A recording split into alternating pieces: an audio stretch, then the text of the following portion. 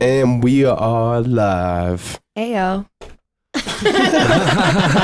How dare you? I was saving that. I'm sorry. It's organic. So rude of you. I'm sorry. Why don't you introduce our guest instead of Fart? Sorry. We got Carissa here. Carissa Federhoff, a longtime friend of mine. I've known you for how many years Oh now? my God, probably like 18 or something. Yeah. So I've known you longer than I haven't. Yeah. I'm barely 18 years old, so you guys have been Are you friends legally longer. allowed to be on this podcast? Well, I'm drinking. We won't tell anybody. We won't tell anybody. Yeah, so no, I think Matt and I met in homeroom, 6th grade.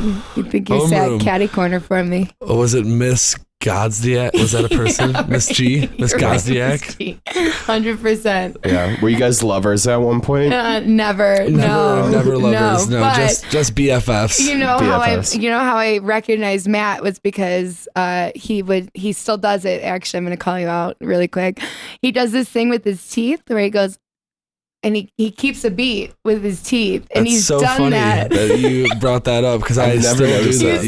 Yeah. Okay, now you will. Because But if you count, you have 12 teeth, and so it's kind of like it's like an octave, and so I like make like melodies with my teeth. Like, okay, that'd be a whole step, and blah blah. And I've always done it since I was a Uh-huh. kid. You like, seriously think that I'm when such you're a doing it? weirdo, yeah. That's yes, awesome. 100%. So Matt would say kitty corner from me in homeroom, and he'd do this thing with his teeth, and it used to piss me off so bad. I'd be like, stop doing that with your fucking teeth. And then they, like him and all my friends, started a band and all that, and then it like all made sense. Angel Fire. Angel Fire, shout out. So you practice musical theory with your teeth? Yeah. Yeah, I used to do it before I really knew what I was doing. I also used to do something weird where I would count by like fours really fast, by like 8, 1, 2, 3, 4, 5, 6, 7, 8, 9, 10, 11, all the way up. But it always pissed me off that you get to 96 and not 100. So I would start with 4. I'd be like 1, 2, 3, 4. And then that would be my starting point. I'd be like 5, 6, 7, 8, 9, 10, 11, 12, 13, 14, 15, 16, 17, 19, 20. And then if you do that, you get to 100 and it's much more satisfying. It doesn't take much to keep you occupied, does it? I'm a bit of a weirdo. Matt is easily pleased. Yes, this is true. So let's get right to it. We've been pretty excited for this one because we're talking about the pandemic that is happening across the world, and it's not COVID, it's canceled culture. Matt was canceled the other night. Matt was canceled. Something not chill happened the other night, and let's have you start with the story. Okay, so I'm going to tiptoe around this story as best I can to not see the same result that I saw the other night in Fuck the them. party. Yeah. I don't think I've heard this. Fuck them. It was an interesting story. So I don't know how statutory rape got brought up, but Wow, it did. that's a strong topic. It was, and I said it. I thought it was interesting, what they decide the number is, what the age of consent is. Why is it 18? Why is it not 17? Why is it not 19? Why is it not 21? What makes these things, how they are, who decides? And so I went on to say that hunter-gatherer societies 10,000 years ago probably didn't have obviously an age of consent, and there was probably just when the woman was ready in their eyes, that's when they did it. And obviously they weren't civilized like we are now, and they can't make those decisions. But those were the only two things I said. Didn't tie any morality into it, whether I thought what was right and what wasn't right. And it turned into Matt wants to have sex with 14-year-old girls, which was a really interesting statement. And so if you do some research and you look up, first of all, in this country alone, the age of consent is not 18 in every state. It varies between 18 and 17 and 16. I think it averaged 16. Maybe I'm not. Yeah, I can't quite I'm pretty remember. sure it does. But if you look worldwide, and that was kind of the point I was really trying. The ultimate point I was trying to make is what cultures decide is right and what is wrong in their culture. And I'm not a moral relativist in the sense that I think that any culture is good in their eyes. For instance, if they're throwing homosexuals off of rooftops for being gay. I don't think that's right. You know, no matter what, I don't think that's, you know, relative to their culture. But this one is interesting. And if you look at the age of consent all around the world, you see a lot of countries that are 13, 14, 15, again, which I think is wrong. I mean, I personally think that, I don't know. All I'm getting at is that it's interesting. It's an interesting idea, you know, and wasn't trying to say what I thought was right or wrong. And it's instantly people try to demonize you. They want to be part of the team, you know, whatever that team might be. And so they also, this was one of my friends, you know, not a super close friend, but someone I consider a friend. And so they don't give you the most charitable analysis of what you said. They instantly, like I said, they jump on the worst possible analysis of what I said, which is not even close to what I said, and then starts to try to start a thing in this party. So this whole party like sided against me in a way. And so my friend brought me into his room and I explained to him exactly what happened, and I explained to everyone exactly what happened. And you know, I there was resolution, but in the same way, you could see this, it was a microcosm of what is happening in our country. If I was a famous person, what I said would have been totally misconstrued and used to, you know, try to cancel you. To cancel me, exactly. And it's just amazing how quickly these things can happen over something that is so incorrect and so unintellectually rigorous. You know, go ahead. What I keep thinking though is like, who is your audience, right? Are they open-minded people to having an open conversation? Because you can keep a conversation going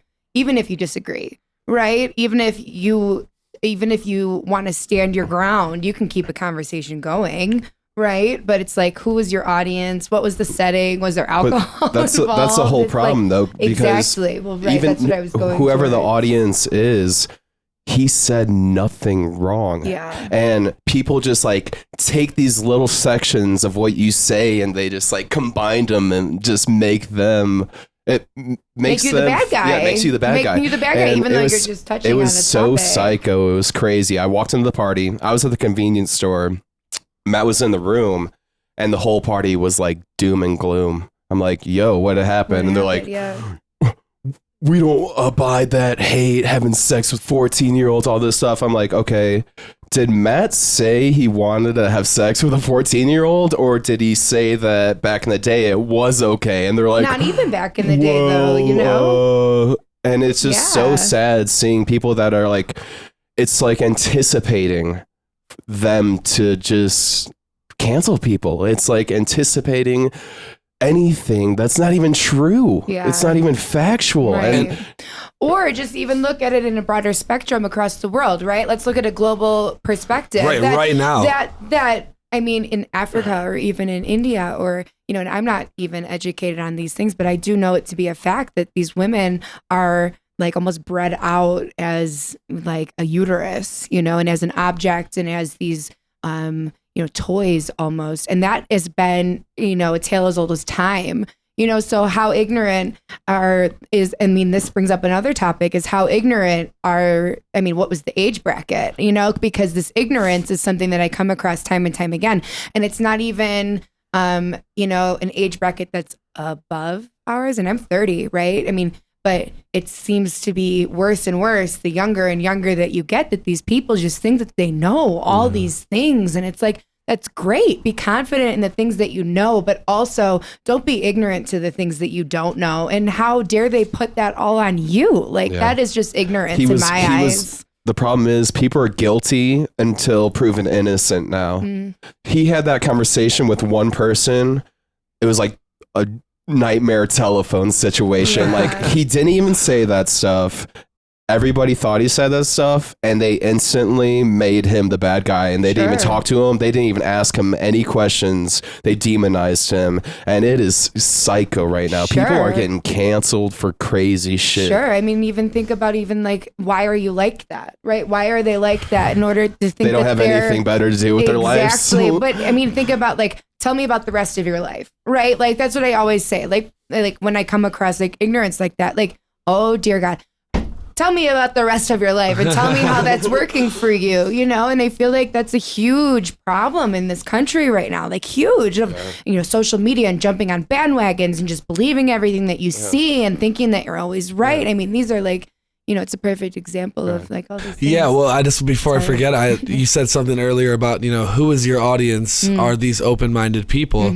And what I find the most interesting about all of this unwillingness to have open conversation is that I bet if you asked each one of those people individually, that they would absolutely say that they're open-minded people. Sure. And, you know, I don't want to assume that they're part of this radical left, whatever that term means. It's a new term that's been floating around. Yeah. I don't really necessarily agree with the term, but what it's getting at is this: either you agree with us, and not only either you agree with us, or, you know, we are going to demonize you and cut you out, but a misinterpretation of what you said, not even close to a misinterpretation, totally putting words in your mouth that you didn't say, and then jumping on that team, like I said earlier, and you tribalism. know, it's tribalism. And again, it's the opposite of open-mindedness is what it is because, you know, there was a point with the person I was having the conversation with when they said they misconstrued completely what I said and then said, I can't talk about this with you anymore. And what all that does is shut you off from learning, one, what the person actually is trying to say, and two, from maybe possibly learning something, like we were saying, you know. And that's I keep coming back to this idea that Sam Harris says all the time. It's either two paths.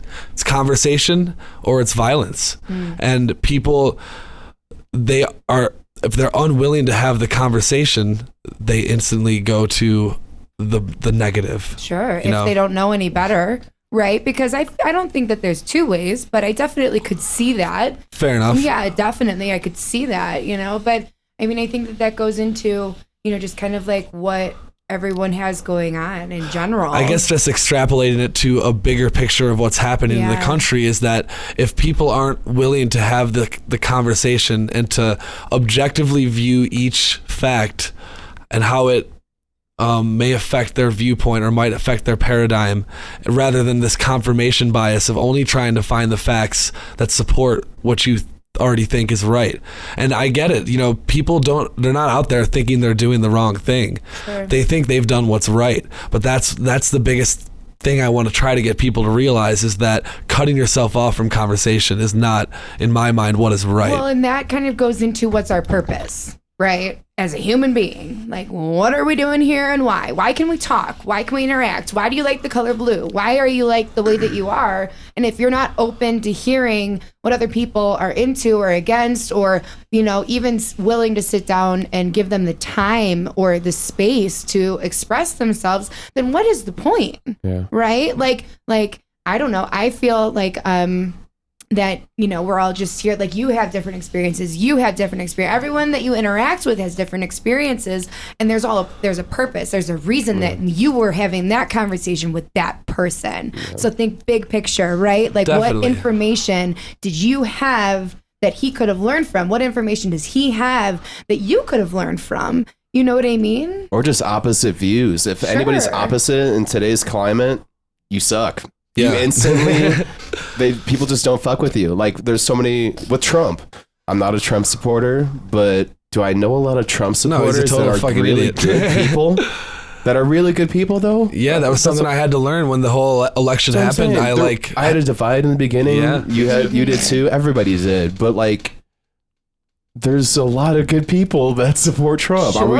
We're in a climate now where it's like complete division, and that is not the way to win. Right. And we're canceling people too that are good people. We're talking about Jimmy Kimmel did blackface like in 2011 or something like that. He got. I thought for Charles Barkley, he was on the Man Show. Yeah. I said that he finally got in trouble for that, huh? Yeah, finally got in trouble. Like, Right. but like, do you think he's racist? Do you No. think he's a bad guy? You don't think he earned everything he got because it was comedically acceptable back in the Right. day to do blackface? You think he was racist? We can't just cancel motherfuckers. There's a spectrum. People should be held accountable for their actions, but there's a spectrum to that. It's not just black and white. It's not live or die. There should be a path to forgiveness. Yes. Yeah, Talk about it. Because there is. There is the middle. There's so much more information in the meat. Yes. Right? It's not just up or down, will be in the bread. There's stuff in the middle. There's a lot in the middle. It's the juicy, good stuff. Like, that's right. That's where we should be living. That's what we should be talking about and taking everything, not piece by piece, but as a whole. But that's the thing, black and white. That is all it is today. There's no gray. There's no talk.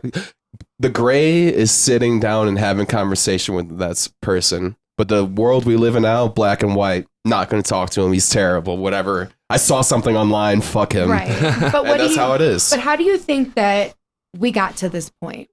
Right? Like, what led us to this point? You know what I mean? Like, are people That is a question I do not know the answer to for sure. I think it's truly entitlement, because I've only experienced this with people younger than me, because anybody my age or older does not give a fuck about what anybody's saying or saying some fucked up shit. I'm always tentative to make statements like that, though, because then when we're 35, we're going to be looking back and saying that, oh, you know, I was such a dumbass when I was 30.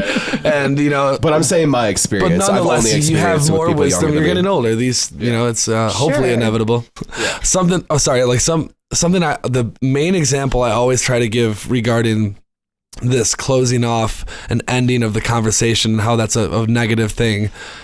Darrell Davis, I might have brought him up before, but he's been on Joe Rogan's podcast, and he's actually been on my friend Nico Perino's podcast. I forget what it's called, but this guy is so interesting. He's a African-American blues musician, and he has he's got like 200 KKK robes. I know what you're talking about. Yeah, he's got like 200 KKK robes hanging in his house from people that he's either talked to directly or indirectly from just him being a public figure now.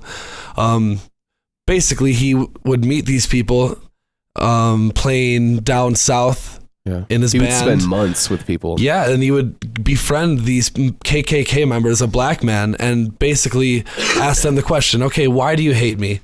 And why do you hate people of my color, my race? And they would begin to try to explain their standpoint, and he would very calmly and objectively explain to them why they are wrong. And if he didn't take the time to do that and have the openness and willingness to have the conversation with people that so many people that I know right now that are my friends would immediately write off, no, fuck that person. He's a KKK member. He's hopeless. But look at 200 people that might have some good to offer the world that now aren't KKK members because of this black man that took the time to do that. You know, that's amazing. And think about the culture, like those KKK members, they converted and they saw that they were wrong. But now we live in a culture, even if they found love, they are still canceled just because of the mistakes they made before. People are not even letting the path to being right happen. There's no coming back. It's just, but do you think that then that they were even on the right path to begin with? No, but if they were converted and they saw wrong and they found love, people change, man. I change all the time. All the time, right? You know? 10 years ago, the shit I did, I did some fucked up shit back in the day. You know, but I would like 100% what goes, be I mean, canceled. I think that that's like relatable though. I mean, like if you don't give the people around you the opportunity to change, or at least, I mean, even if you're not there to witness it, to have the hope, right? There's another word, hope.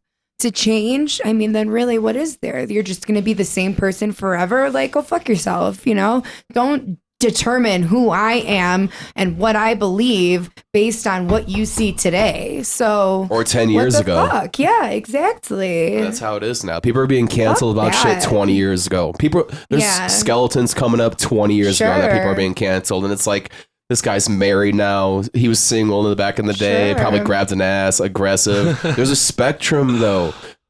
Definitely. There is a spectrum. There is a spectrum based on what you did was wrong and how you live your life now. And it's definite. It's huge. Yeah, definitely. We gotta give people chances. Too. And the thing is, we want people. Think about how many good people we're losing.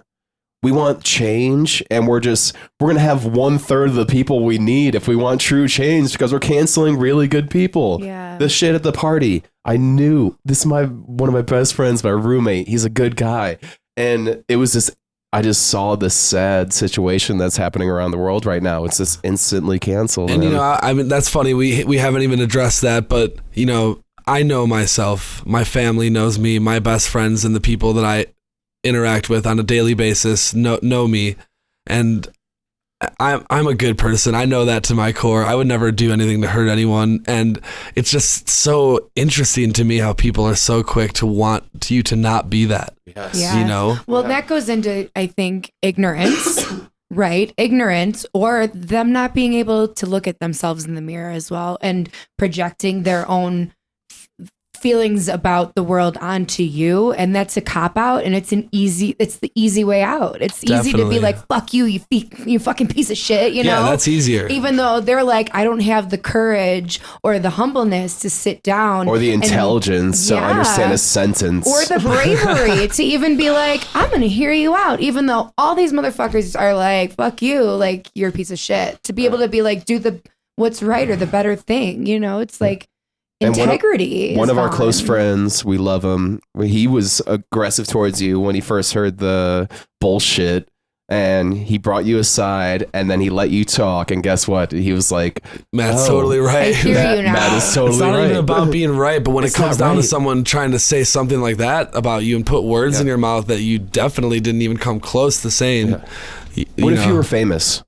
I wouldn't be anymore. This is how it is, though. That goes viral. One little news article goes viral because somebody said something to somebody, and you people are reading articles now. It's so sad seeing people.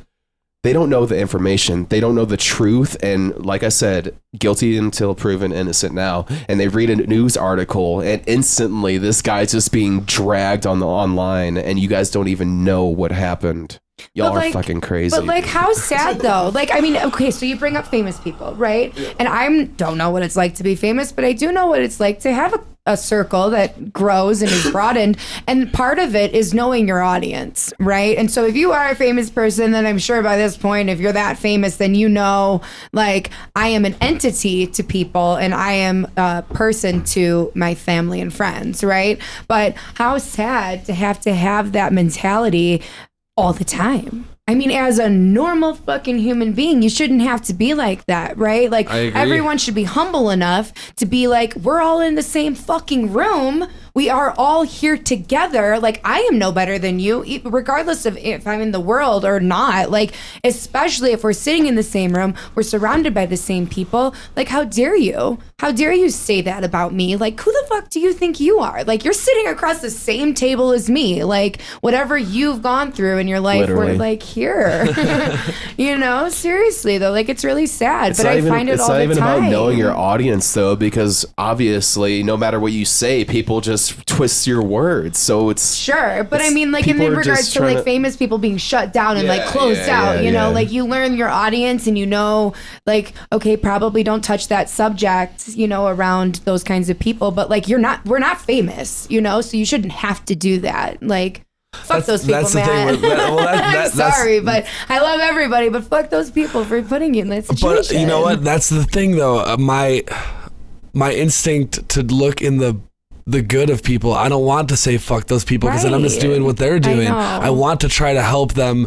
And again, I'm sounding like putting myself on a pedestal. Like, what do I know? I don't fucking know anything, but I do have an opinion, and I do think that I have an ability to detach emotionally from conversations and be fully objective. Sure. And I want to try to help people do that, because I just see such a lack of that everywhere. And it's a little upsetting. Yeah, it is, because you can't go to their core people, their parents, whoever directly influences them, and be like, look, so this is what we're trying to do. But these are adults. These aren't kids. These are, that's what I mean, though. Whatever you've learned and whatever you condition yourself to believe in your own world, you can't tap into that, whatever is directly, impressionating them, and that's ultimately how you would change the world. I mean, unless you had people that were sitting there open to hearing It's just what you one have conversation to say. at a time. I know. You know, that's I the believe only that. way. I do. I really do believe that. That's the only way. I mean, you can make a difference by just sticking to being humble and to, being objective. And it's like, tale as old as time again, that it's like you just stick with it and like you will see an outcome. Yeah. You will. People just got to listen more too. Yeah. Truly. Right. We just always want to talk. Like we just want to say whatever noises out of the front of our stupid ass heads. Like, listen to what people are saying, process it, think. And if I'm saying something wrong and I'm missing the point, tell me why and give some evidence as to why, and then help me formulate my own beliefs better. That we all are helping each other deeper understand what we value and what we believe, We're so intense now. It's just quick to the gun. It's so sad. It was scary, honestly. What happened at that party was scary because I know who you are and I just saw what was happening and I just thought about the mass scale of what's happening around the world. That's the scary part to me. Truly scary, man. Just shutting conversation down, not even listening to anybody's side. Just, oh, fuck. So I'm a hairstylist, right? And like I've been a hairstylist for, 10 plus years now, right? And interacting with people as an objective, right? Like I have a job to do. This is my talent. This is my task. This is, you came to me for a service and I'm going to give you the best service and experience that I possibly can. You learn a lot of things, like a lot of things about a lot of different topics, but like people want to talk and they want to talk about themselves and they want to talk about whatever they have going on. So like you have to like push religion, politics are like big, huge. Steer away. Absolutely, you don't go there, right? Right. But it's an interesting thing that it's not necessarily that people always think that they're right, but if you give them an inch, they're going to take a mile, right? So if you let someone just rant, obviously they're going to rant. And after they're done ranting and you take a deep breath and you woosah, and then you come back to them and say, well, hey, I don't agree with that. And let me tell you why, right? But if you present it in a different manner, right? Like then you can have a conversation with them. And it's really interesting because people come back to me, right? They come back and they keep coming back because now I'm hearing them, but I'm challenging them, right? And like you can't, and it's also the setting. It's like, a very intimate setting, but in a setting like that where it's like a free for all, there's alcohol, maybe drugs involved, like that could become really scary, like, and that's really fucked up, you can bring everything you've got every single time, but I found that when I was a Lyft driver, that was cool, getting to meet a lot of different people from many walks of life and talking to them about, where they came from and what they're into. Right. I met this one guy who was like designing, he was a plane designer and he was designing planes that were solar powered. Mm-hmm. And it was crazy. He was like, the problem that they're at right now is that they can't get the batteries to last long enough, but I mean, it probably takes so much power for a plane. Well, exactly. The plane engine requires a lot of power. Yeah. But I mean, imagine that 20 years from now, 30 years from now, when we're old, we're going to be seeing solar powered planes. Right. People probably have personal we got to survive drones. 2020 first before we talking 30 years from now. Something tells me the apocalypse is near. 2020 is fucking everybody up, man. I've seen this meme. It's like if 2020 was a person and it's just someone like rolling their sleeve up like this. True. I mean, I really wish that I could be like doing hair one-on-one with people through quarantine because I want to hear it. I want to see it. I want to experience what are you going through? What is it that, why, like, what has been your experience? Because every single person's experience is so different. And ultimately that's what makes up, like, you can predict what's going to happen, right? I mean, like through interacting with people and through talking and like hearing people out, you know what I mean? Listen. Like seriously, and actually giving them the time to actually hear them out. But like 9 times out of 10, when I'm interacting with people, I hate people my own age 9 times out of 10. I can't even listen to them, It's just like, closed-mindedness and this. And you guys are super old too. Overly Wait, is that why everybody's closed-minded? Yeah, we are pretty old. Is that Republicans? Because you guys are super old. Me and Chris are 30. How old are you again? Eye Like cream, 12? bro. I'm using eye cream these days. You slept with me, so you slept with a 12-year-old. By the way you listen to music, I could tell you're 12 because you can only listen to like 30 seconds of a song at a time and then you change it. Bullshit. That's Braden. That's Braden. You're right. Shout out Braden. No, you're good about it. But do you remember that one night you guys were going back and forth with songs and I was like making fun of you? Dog. What do you mean? 30 seconds of the song, go to the next one.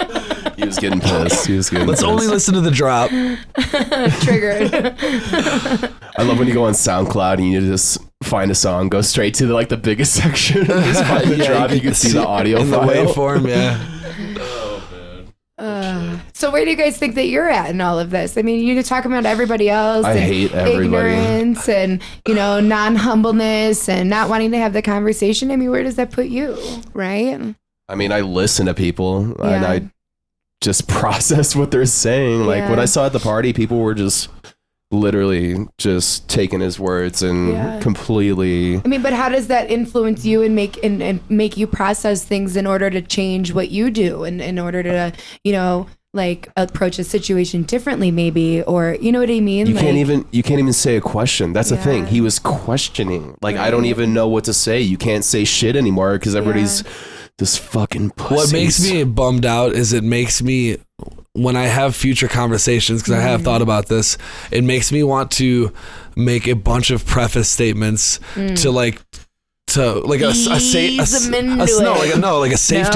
safety net for myself. Like starting by saying what I'm about to say has nothing to do with how I feel about anything on either, no morality about it involved. And pretty much that, or whatever the topic might be, you have to preface it with, for instance, I'm going to bring it up. Black Lives Matter. I absolutely support Black Lives Matter in the sense that I believe there needs to be police reform. There needs to be harsher punishment for these clear atrocities that are taking place and abuse of power that we see in our country. But it's the tribalism that I'm talking about. If you bring up any point, which I think there are some valid points made by people like Morgan Freeman and other prominent African Americans that might not fit the paradigm of jumping on the Black Lives Matter bandwagon immediately. And if you bring up these paradigms, again, you're instantly demonized. You're not part of our team. You're on the wrong side. I keep seeing this term, don't be on the wrong side of history. And so that's the thing. Clearly if you're a racist, you're on the wrong side of history. But if you challenge any little part of the present dynamic that's happening and the present argument that's so prevalent, then you are instantly thrown to the gallows. Yeah, and that's any topic though. It's just and so that's what I'm saying. I feel like I have to preface it by that last statement. I should have prefaced it. I forgot already. I should have said, clearly I am not a racist person, and clearly I don't have sex with 13-year-olds, it's sad that you would even have to say that out loud, but that's my whole question was as an intellectual, open-minded, humble, talented person, how are you supposed to navigate through the world, right? Given an experience like that. And why is it so bad to be I'm on the other side. I don't agree. Well, I'm on the other side. Don't say that about Black Lives Matter. No. I'm sorry. I'll clarify. I'm joking. I'm joking. I don't mean that about Black Lives Matter specifically. But when you do find yourself in a situation where you're surrounded by people that are dude, you're fucking wrong. Dude, what the fuck? Dude, are you serious? No, what the fuck's this guy about? It's I'm standing my ground and I know what I'm saying is true and that my integrity will follow me into fucking 40 years from now, and I don't have to agree with you, and I'm not afraid of you not liking me.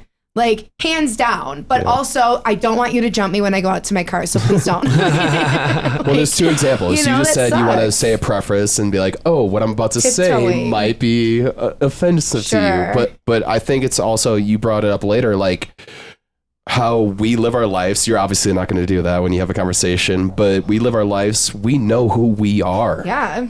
We know the true people we are. We got a good family, friends, and that is unstoppable. You can't cancel me. I'll cancel you. You cancel. Seriously, you can't cancel me. It's true. You know my family. Yeah. You can't cancel me, and that's a way to just live your life. Yeah. We can't be it's just a soft, man. Yeah. These guys are pussies. I don't know what else to say. That's maybe not the most intellectual way to say it, but there's just pussies. You can't handle But anything. imagine People are all missing these questions. I mean, all these memes out there, like, be the best that you can be. It's always going to shine brighter when you shine brighter. You know, all these memes that are like these one-liners, and it's like, fine, well, fucking be about it then. Don't be afraid. Live your life.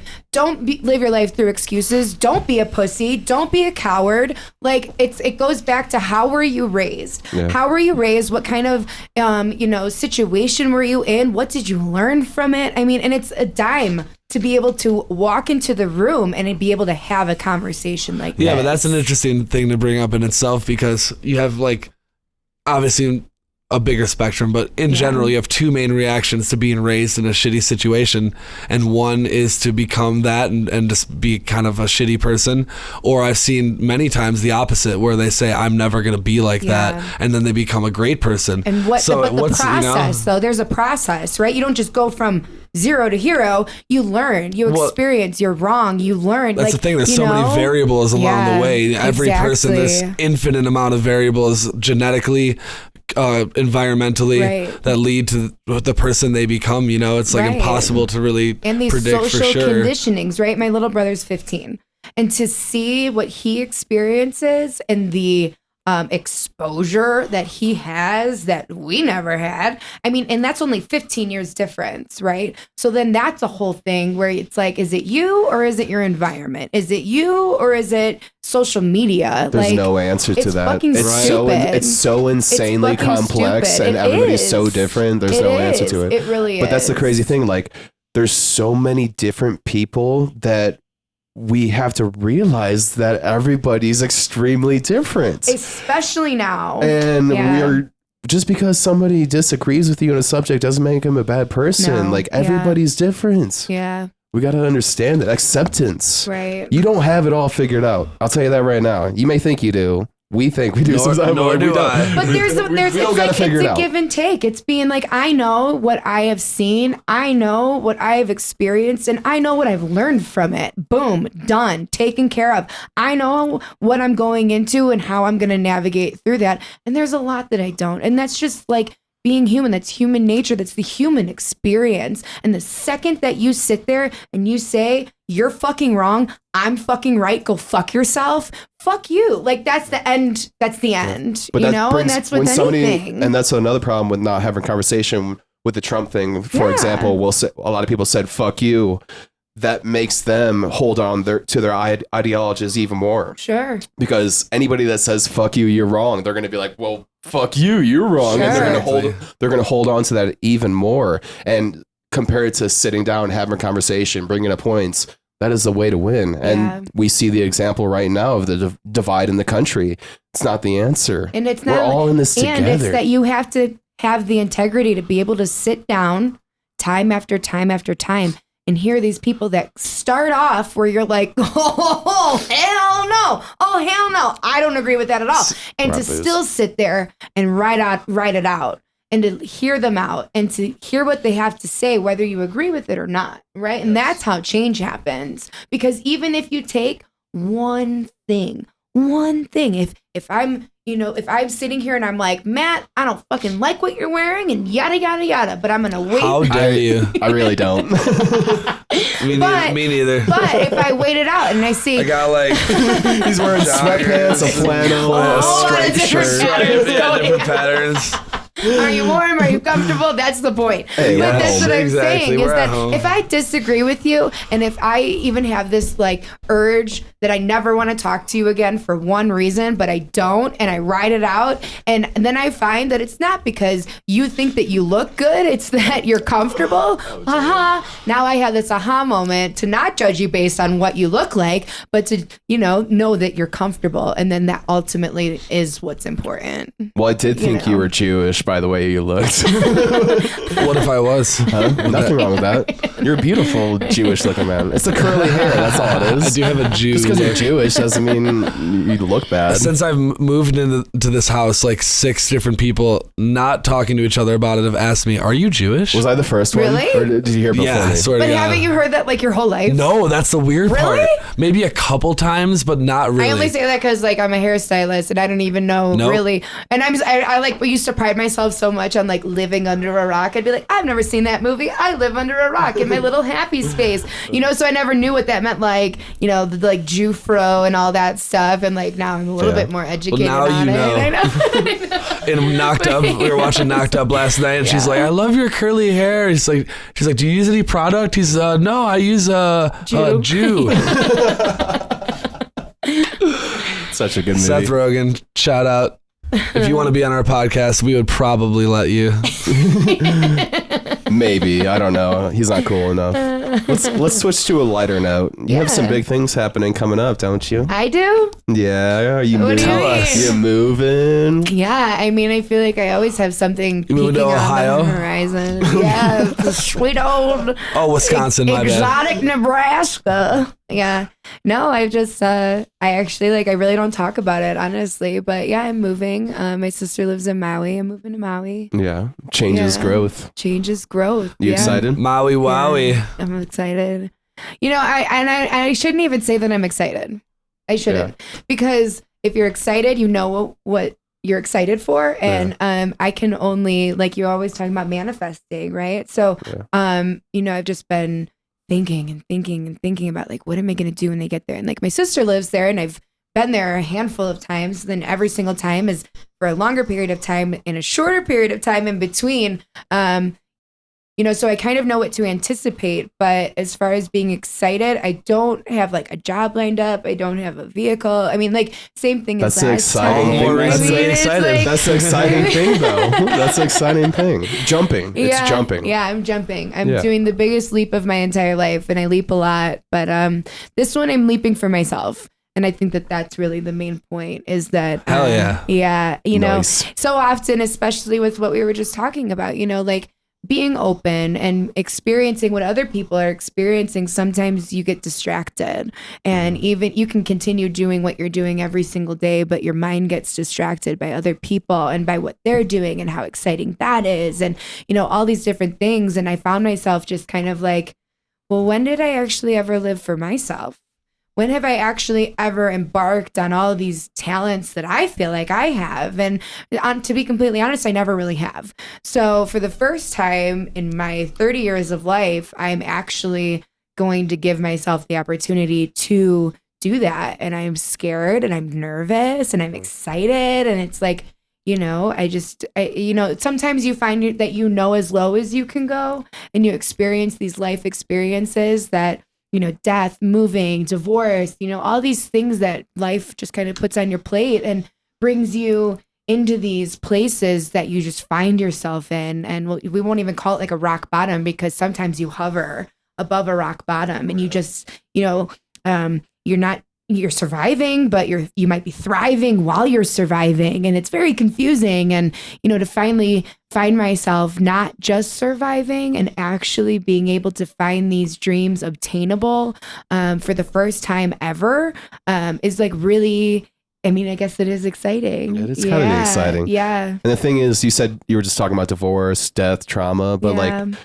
it's not fucked up. I don't want people to look for trauma, but I think trauma is the most beautiful thing when because I mean, obviously it goes south. Somebody could get in a rut and they could go way down south, but like, without peaks, there are no valleys, and the lower the peak, the higher the peak, the lower the valley. Or the lowest the peak, maybe the higher the valley too, because my whole point was that if you find yourself in this space, in this headspace where you're like, this is it. And I'll say it, I want to die, right? And you find yourself feeling that way, which I think a lot of people feel that way and don't want to say it out loud and live it. You know, if you find yourself in that space and you allow yourself to feel the pain that you actually are going through, then you also can find yourself saying, I never want to be here again. And if you find yourself at your rock bottom, at this bottom of this well, and there's a ladder going up the well, and you put your hand on that first fucking rung, and you put your next hand on the next rung, and you slowly pull yourself up, and you say, I never want to be on that fucking concrete again. I'm telling you right now, you never fucking will be. Yeah. And you just keep climbing and keep climbing, and you know, it's going to knock you down a few rungs, and you're going to pull yourself back up, and you're going to cry, and you're going to have happy moments and all this chaos and all this craziness. But I found that I've pulled myself up off of my personal rock bottom, and I've found myself in this space where I'm like, holy shit. I don't even know what it's like to be so fucking happy. Like, I don't even know. Like, you know how low you can go, but you don't know how high you can go. So that's kind of like this turning pivotal point that I'm finding myself in. And I'm like grateful and lucky that my beautiful younger sister lives in Maui, and I get this, you know, beautiful opportunity to go and see how high we can fly. Hell yeah. You ever meet somebody that just like has never gone through anything though? Sure. All like, the time. All the artists, all the people are doing cool, weird things, people that have their own businesses, everything. A lot of them have gone through a bunch of bad shit, and you grow from that, but you have to experience things. You have to experience bad, good. There's a lot of people that just had the perfect life, and they ain't doing shit usually because they don't have that outlook. I mean, I know I say this all the time, but you know, I got divorced in September. It hasn't even been a year yet, and this year's been definitely the hardest year of my life in a lot of ways, but that growth, you can't get it anywhere else. That's true. You feel the worst you've ever felt, and you have to be able to deduce a plan to move forward, I guess. Yeah. And that helps you find yourself deeper. There's a certain intensity though. We had a deep talk in your room it was a few months back, and I was like, Matt working on music, pursuing his career, all good, or Matt working on music that just went through a divorce. Who's going to be working harder?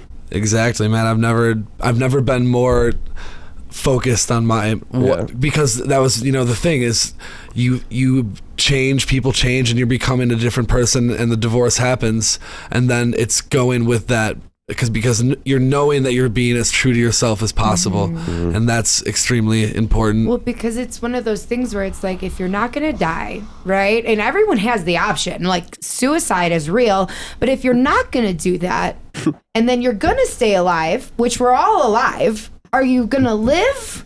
Are you going to survive? Are you going to exist? Yeah, exactly. And you get to choose where you fall in that. There is no in between, and it might not be an intentional thing every single time, but you do get to make that choice if you're going to exist or you're going to thrive. Right? And you can thrive and still feel like a fucking garbage inside. And then, you know what I mean? But you choose to live. And are you going to live, or are you going to experience life? That's why you hear like cancer patients say that cancer was the most important experience of their life, because they now know, it's a perspective. Mm-hmm. They know what it's like to not know if you're going to have another day, and to take that with you every day afterwards, and wake up every day and say, to realize how fragile life is. Right. I mean, that's something you can't get anywhere else. You know, you could try, and you could read about it, and you could try to gain wisdom from other people that have had it, which I've tried to do, but I've just noticed that going through the deepest pain of my life, it's, again, like you said earlier, you see how low that valley could go, and only that perspective of being that low is going to help you see how high you might be able to get. Yeah, you know? Absolutely. And you know, it's not to say that you won't find yourself in comfortable spaces in your life, right? You might find yourself in a beautiful place, like, you know, you got it handled, and then all of a sudden, boom, like shit goes fucking south. Everything goes fucking crazy. What you thought you wanted, it's not good for you. That's what made me realize is no matter how you think you have things planned out perfectly, life will throw curveballs at you that you have no idea are coming. And So Will Smith, I'm going to quote him. He says, "If you stay ready, you never have to get ready," or some version of that. And I've been thinking about it a lot lately, that if you stay ready, you never have to get ready, you know? I like that saying, but for some reason Yeah, I've been thinking about it. It sparks an image of anxiety to me, like having to stay ready. I like similar analogies of like letting go, and because it's like if you're trying to swim upstream, it's gonna be hard, but swim downstream, go with it, whatever. Yeah. I truly believe that things happen for a reason, whatever that means. And it's really hard to say that with all the death and sickness and starvation in the world, but racism, I mean, like people being even ignorance, yeah, definitely. I mean, and then if you incorporate, I mean, this is a huge one for me because I really don't like it, is social media. I had a Facebook, I got rid of Facebook, I didn't have, and then like I went a solid like 8 years without having Facebook. I mean, straight up. And like the people that live their lives solely based around these things is just like really like, well, this comes up all the time with influential with social media. Is there's a lot of amazing things of it, or elements of it. Sure. You can stay in touch with people that you may have not talked to in 20 years. Or one of my guitar teachers says he loves it because he has students that haven't been able to really find his information. Mm-hmm. Now they're, in touch with each other. They see what's going on in each other's lives. But like any good thing, there comes this huge smorgasbord of just terrible things that come along with it, It could be used correctly or incorrectly. Yeah. If you abuse it, if you truly care about what people are saying online, if you go for likes and that's like what gets you happiness, it releases dopamine in your brain. It's factual. I heard this guy that was like, he worked in the ethics department at Facebook and Twitter and whatnot. And he was talking about like when you load your timeline, for instance, he was saying it doesn't take any time to load it. It could load immediately, but they give you that little scroll and it's like a slot machine, you're like pulling the slot, waiting for it. Oh, maybe something good happens. Yeah. Maybe I hit the jackpot, Yeah. And you see the addiction too, like exactly. just going out to eat. There's so many examples of friends sitting in the living room, people that come over, hang out, sitting on their phone. Like you came over to this house to hang out with us and you're sitting on your phone. Right. What are you doing?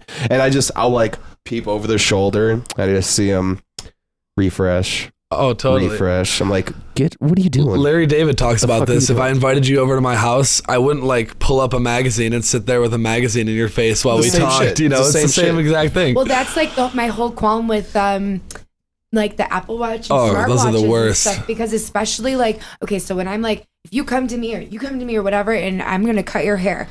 Like, it's not just like, and I give everyone their space. If you want to talk, we'll talk. If you don't want to talk, we're not going to talk. But if you're constantly doing this, oh yeah, for sure. Yeah. Mm-hmm. Right. And not just like it because the watch especially is a symbol of time. And if you keep looking at your watch, you're just like looking at the time. Like, are you in a rush? But it's not even that. It's just maybe they are. Distraction it's so of sad. having a smartwatch constantly distracting you from this interaction that is the human interaction. I mean, like, and that's why we're so messed up right now. I feel like we've gotten so detached from being just true human beings. It's so sad when you're talking to somebody and instantly they'll just be like, they'll look down and just like, oh, I'm sorry, am I boring like, you? Oh, that conversation meant nothing, obviously. Sure. My buddy would talk about like, you'd be telling someone a story and they're like, but they're on their phone the whole time, like, and then you get to the end of the story and they don't respond to it at all and they're like, so what are we doing later? Like, we gonna go get food somewhere? They just bring up something totally different. They clearly weren't listening at all. It's like, come on. I think that's where our attention spans are. Like when people aren't even listening to what people are saying. What? Fuck you.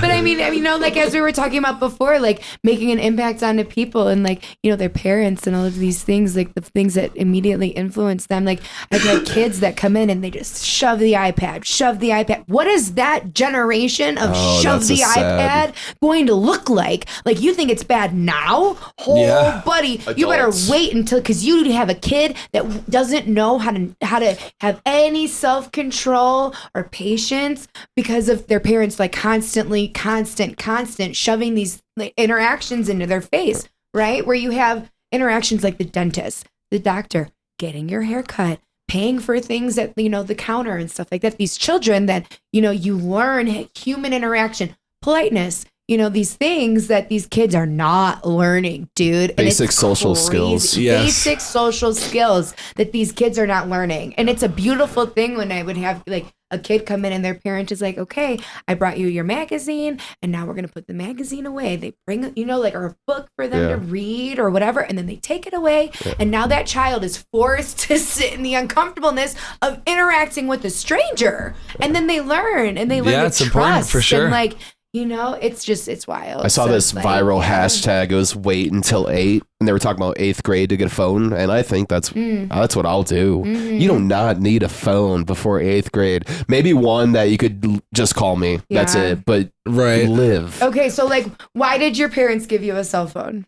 What was your first cell phone? To call them. Oh my God. Did something happen where they were like, I'm giving you a phone now so you can. Do you guys remember the old Nextels? It was green and black letters. Yeah. I could walkie-talkie my mom and my dad, and that was it. And that's all I needed. But we're talking about hardwiring. Like adolescent ages, that's the most important time to teach kids because that rewires your brain forever. I think Duncan Trussell's podcast, his mom's psychiatrist, and she was talking about the most important ages are 1 to 10, and those aspects can carry on throughout your whole life because it's ingrained in you, of course. And if you have these kids are but getting is it based on necessity or is it based on want? And these kids nowadays are not based on necessity, it's based on want. Yes. Right? I want it, not I need it, I mean, it's both. Again, my parents got me a cell phone because it's safe. If an emergency happens, you can call them. Absolutely. But if you're going out, you should be able to do. But if you're going out and you're living with your friends, and if something happened, like because life happens, it doesn't stop just because you're 10.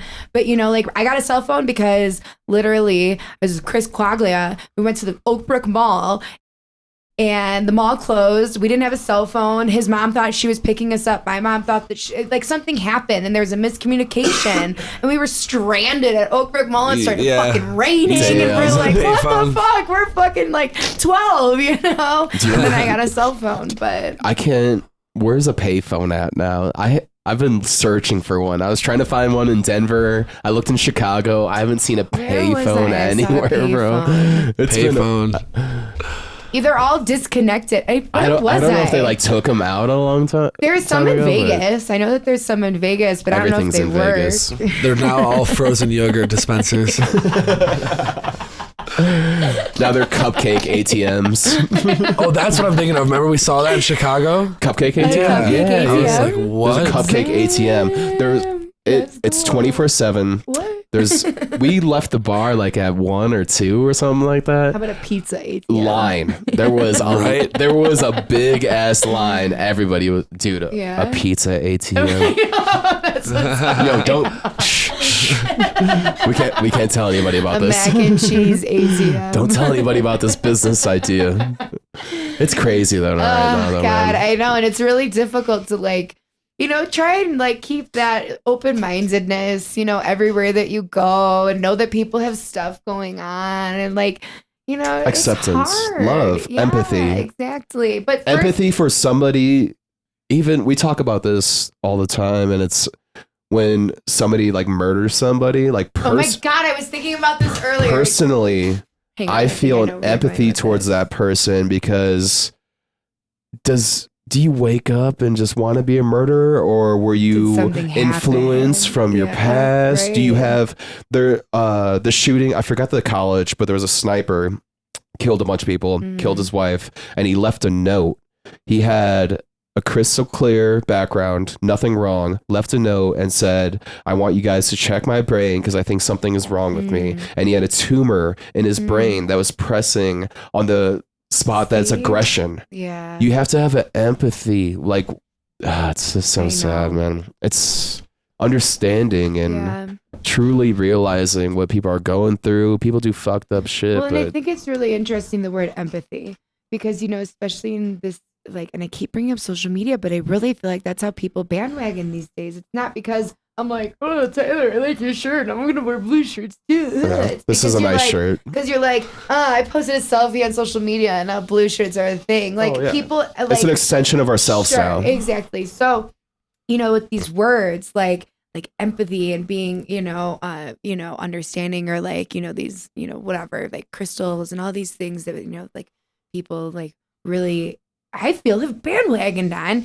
I feel like so many, I'll speak for girls, bandwagon on this like witchiness thing where it's like you meet them in real life, and like I have seen and I've come across girls' pages where I'm like, holy crap, like she's so connected, like I want to talk to her, yada yada, and then I meet them in real life and I'm like, you are a fucking box of rocks and I don't want to talk to you at all. Like, what a fucking phony. Like, that sucks. Like, you can be anybody online and then you meet people that's the in real phoniness life of it though, like, because nobody's gonna You Instagram and an empath and you don't even fucking care. Yeah. Instagram and social media is a highlight of your best self. Man. And people just think that it's there's fake. People fake. And they're not. There's genuine in it, but there's a lot of fake people. There's a lot of fake people. But I've just had a personal experience of that where you like talk about yourself as an empath and these things, and then in real life it's like you couldn't be further from you're so distracted you don't even know who you are. You want to call yourself an empath? Like, do you even know what that entails of feeling other people's feelings? Like, and that shows the addiction of social media, just validation. People are living for validation online now. It's insane. I'm sorry, I keep bringing up social media. It gets me going. I can't relate that much. I'm not perfect. Well, I don't know. I say this. I think you're pretty perfect. I think you're pretty perfect. Not even close. But I mean, I do my best. I do my best to detach from that a little bit. Like, I never go to someone's profile and get a rundown of them as a person, Sure. Even if it's not something I do. I feel like it would be kind of ignorant to think that that's physical. them as 100% as their profile. You never check out girls' profiles. Lies. I mean, I have. But if there's girls out there that are posting booty pics and it's all booty pics, obviously you got a fucking nice booty, fine. But We love booty. That's true. Booty on 3. There you go. True. But, it's not like they're sitting there being like, I'm an empath, booty pic. I mean, they might. I mean, that's one way of spreading like a word, is like, and we talked about this of, using sexual images to pique people's interest and then to have a message to be like, yo, don't fucking litter. Here's a picture of my boobies, but you got their attention, but don't fucking litter, quit smoking cigarettes. There's so many examples of people like talking. There's people that are at protests for Black Lives Matter and they're in this like sexy little riot outfit. I'm just like, are you trying to show up for the point, or are you trying to be at a riot and post it online and look cute? And see, it's a crazy fucking, it's a back ass fucking world, man. We're going crazy.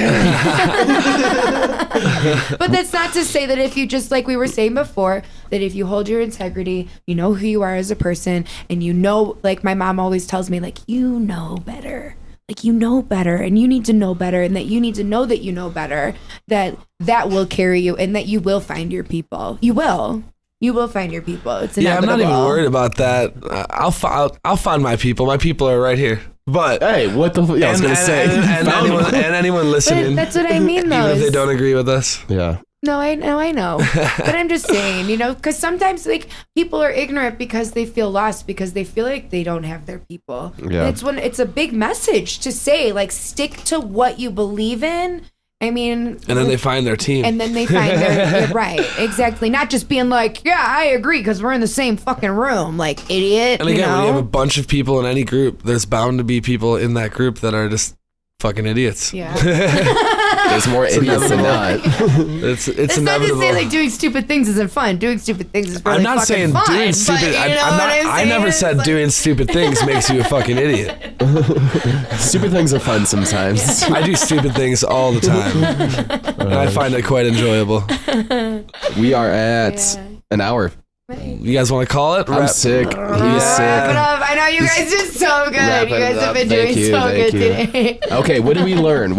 Listen to somebody, what they're saying, process things. Be humble. Yes. Don't look for the worst analysis of what someone says. Maybe Yeah. try to give them the benefit of the doubt Yes. first. Yeah. Also, absolutely. like, write down what they said and read the words and be like, oh, he said I'm gonna start this. carrying a body cam. body cam. Don't go there, That's where girlfriend. we're It's a at Let's little actually go back to the topic. conversation so we could So you could reference prove what was it. actually said for And the that's the court. world we're in right now. Well, yeah, and Buy a having body cam, listen to people. All right. Yo, don't forget to check us out at Privileged Cavemen. Privileged Cavemen on YouTube, Facebook, all of that jazz. Spotify. Thanks for having me. You guys. Thank you for listening, friends. Yes, we love you. We love you. Spread love. Peace.